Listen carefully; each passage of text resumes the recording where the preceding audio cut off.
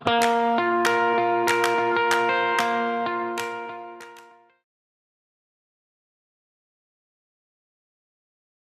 les professionnels qui réalisent des échographies par voie vaginale ou par voie abdominale pour une patiente qui présente une suspicion d'endométriose à l'examen clinique, eh bien c'est tous les professionnels qui sont qualifiés pour cela et qui ont des diplômes universitaires en général. C'est les diplômes interuniversitaires d'échographie gynécologique et fétale, et puis c'est aussi des diplômes d'université plus spécifiques de l'endométriose et de l'imagerie, comme ici à l'UPEC Paris 12 où nous avons créé le diplôme d'université d'échographie de la fertilité de l'endométriose, et ou à Port-Royal par exemple où ils ont un diplôme sur l'endométriose.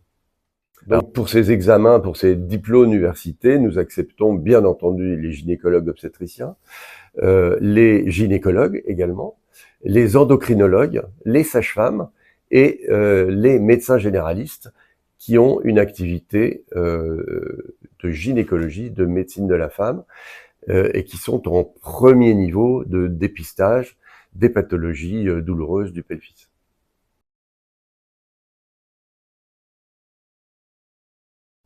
Alors, ce type d'examen est décidé évidemment par le premier médecin qui va voir la patiente. En général, le médecin généraliste, la sage-femme, le gynécologue, l'endocrinologue, c'est eux, les cliniciens, à qui incombe la responsabilité d'envoyer immédiatement cette patiente dans un centre d'échographie.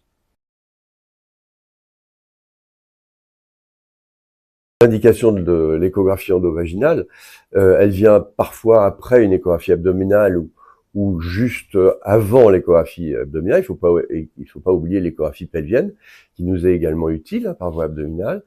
L'indication, c'est toutes les patientes douloureuses, dans ce cas-là.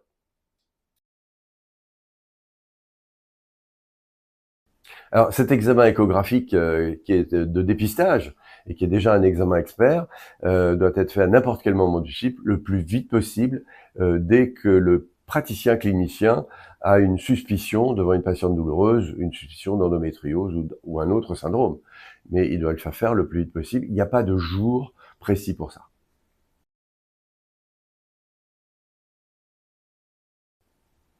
Alors, les traitements hormonaux, quels qu'ils soient, doivent pas être arrêtés, les stérilets doivent pas être enlevés. Là-dessus, il n'y a absolument aucun dogme. Il faut que la patiente vienne faire son examen et que notre responsabilité, c'est de ne pas passer à côté d'une endométriose, de la diagnostiquer vite. Et on fait pas de fenêtre thérapeutique, comme on dit. L'examen se passe très bien, la patiente est informée du but de l'examen, elle est informée de la voie vaginale avant même de se déshabiller.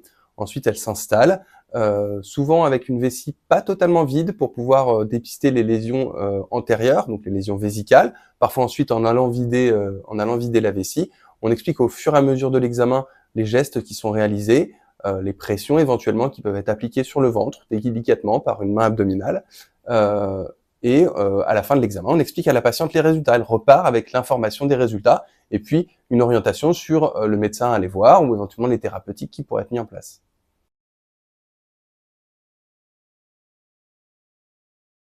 Alors, pour prescrire une échographie pelvienne dépistage de l'endométriose, évidemment, il faut quelques détails cliniques parce que les lésions qu'on va chercher vont être orientées en particulier par la clinique. Donc, vous devez détailler cette clinique. Ça, c'est la partie information pour l'échographiste. Mais il faut aussi une information de la patiente. Il est idéal que la patiente soit déjà informée de la voie endovaginale de l'examen au moment où vous le prescrivez. Comme ça, elle n'est pas surprise au moment où elle se présente pour l'échographie.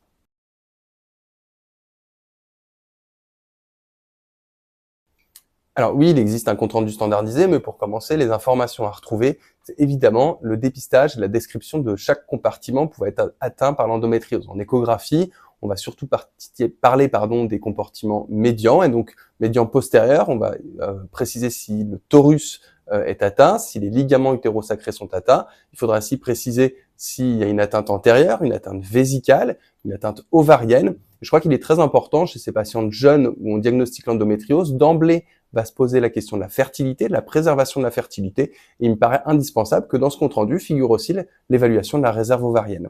Et donc oui, il existe des comptes rendus standardisés qui sont accessibles, soit distribués par les sociétés savantes comme le CNGOF ou la Société française de radiologie et la CIFEM, soit encore un compte rendu proposé dans les dernières recommandations de la Haute Autorité de Santé. Il y a des recommandations très récentes de la Haute Autorité de Santé à propos de ce consentement. Donc, il est demandé évidemment un consentement oral. Il n'est pas précisé qu'il y ait besoin d'un consentement écrit. Ça, c'est au libre choix de chaque praticien. En tout cas, la patiente doit être informée avant de s'installer sur la table d'examen, avant de se déshabiller, du bénéfice de l'examen réalisé par voie endovaginale. On doit recueillir son consentement avant l'examen. Et puis, pendant l'examen, il ne faut pas hésiter à renouveler cette demande en disant « Peut-on se poursuivre ? Êtes-vous toujours d'accord à poursuivre l'examen ?» Alors, en tant que praticien, vous avez probablement un réseau de soins où vous connaissez des échographistes référents dans le domaine, donc vous avez droit d'orienter d'emblée vers ces échographistes qui sont en fait que vous connaissez parce qu'ils ont cette pratique, parce qu'effectivement vous avez déjà vu, comme on l'a précisé dans les questions précédentes, que c'était des échographistes formés avec un diplôme pour ce dépistage. Et si vous n'avez pas encore ce réseau de soins, il ne faut pas hésiter à utiliser les annuaires des filières de soins, des filières endométriose, qui ont des annuaires détaillés sur les praticiens qui réalisent ces examens.